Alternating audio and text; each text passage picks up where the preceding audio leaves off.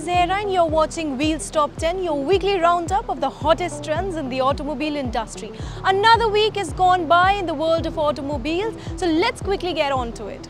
Skoda India has launched the all-new Octavia RS on its 25th anniversary with 265 PS of power. This car boosts acceleration from 0 all the way to 100 km/h in just 6.4 seconds. The Octavia RS comes loaded with several impressive features. Maruti Suzuki India has removed the leatherette seat from the mid-spec ZX-i and ZX-i-O variant. This feature will now be restricted only to the top-spec ZX-i Plus and ZX-i Plus O trims. Price remains unchanged across the lineup. Toyota has unveiled the new Land Cruiser FG SUV globally. This is a small yet equally rugged off-roader carrying the Land Cruiser DNA in a smaller platform that has evolved from Japanese car makers' IMV series. The Chery Arizo 8 sedan has been patented in India, already available in several foreign markets. The sedan is powered by 1.6 to 2-litre engines, featuring tech-loaded interiors and 10 airbags in multiple foreign markets. Well, there's no announcement of an India launch yet. Porsche's latest patent filing revealed the W-shaped combustion engine built around 3-cylinder banks sharing a common crankshaft. In the extreme version, the patent shows 6 cylinders per bank, resulting in an 18-cylinder layout. The German car maker's engineers describe the technology as space-optimized engine architecture.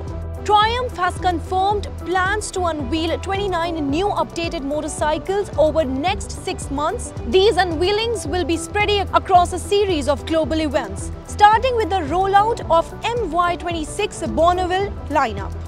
Suzuki GSX-8R has rolled out the new variant of its GSX-8R in Europe. The GSX-8R boasts a more track-oriented and aggressive package, combining top-notch performance with a few cosmetic upgrades. As of now, there's no news of its arrival in India, anytime soon.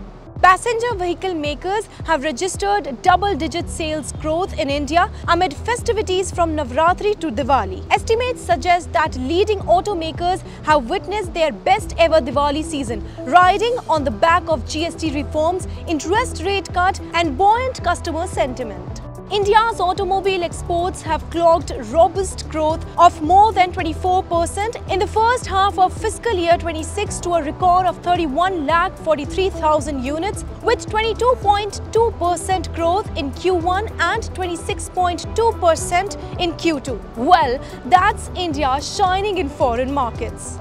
And the domestic auto space has also seen another milestone. In the July-September period, the industry registered a more than one-year high of 30 deals amounting $4.6 billion, according to a Grant Thornton Bharat report. In value terms, the lion's share of that amount was due to the Tata Motors $3.8 billion buyout of Iveco SPA. Well, that's it in this video. See you next time on Wheels Top 10.